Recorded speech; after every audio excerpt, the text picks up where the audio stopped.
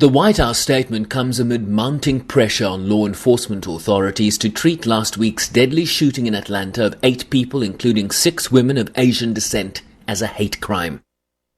The shootings took place as violent hate crimes and discrimination against Asian Americans has risen dramatically over the last year and more. In fact, over the past year, 3,800 such incidents have been reported. 2 of 3 by women. Everything from physical assaults to verbal accusations. And it's all harmful. And sadly, it's not new. Racism is real in America, and it has always been. Xenophobia is real in America, and always has been. Sexism, too. According to the Center for the Study of Hate and Extremism, the incidence of hate crimes against Asian Americans rose by 149% in 2020 in 16 major cities compared with 2019. Incidents from verbal shunning or harassment to physical attacks, largely due to irresponsible scapegoating around the pandemic. Too many Asian Americans have been walking up and down the streets and worrying, waking up each morning the past year feeling their safety and the safety of their loved ones are at stake.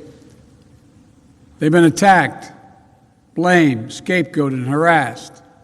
They've been verbally assaulted, physically assaulted, killed.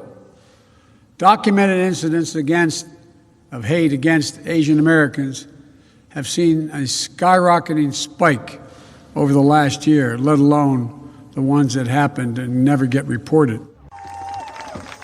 Biden called it one of the country's core values to stand as Americans against hate, referring to systemic racism and white supremacy as ugly poisons that have long plagued the nation.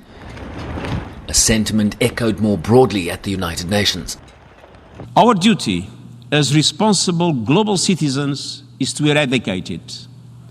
Wherever we see racism, we must condemn it without reservation, without hesitation, without qualification.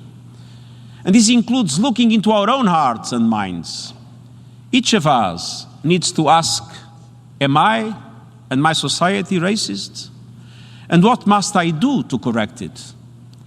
Addressing racism is not a one-time exercise. Racism is a complex cultural phenomenon. To fight racism, we have to be proactively anti-racist. Vigils and protests held throughout the weekend in the United States in solidarity with the victims of last week's shooting, amid fears here and elsewhere that racists have become emboldened. If we don't act, racism will kill us all.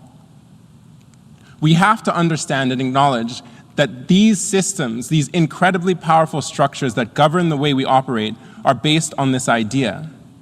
Because of our complicated and interconnected histories of colonialism, subjugation, violence, and resistance, we all are the affected and the effectors.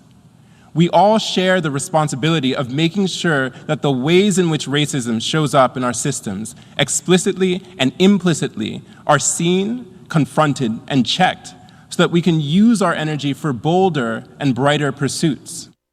The International Day for the Elimination of Racial Discrimination is observed annually on the day the police in Sharpeville, South Africa, opened fire and killed 69 people at a peaceful demonstration against apartheid pass laws in 1960.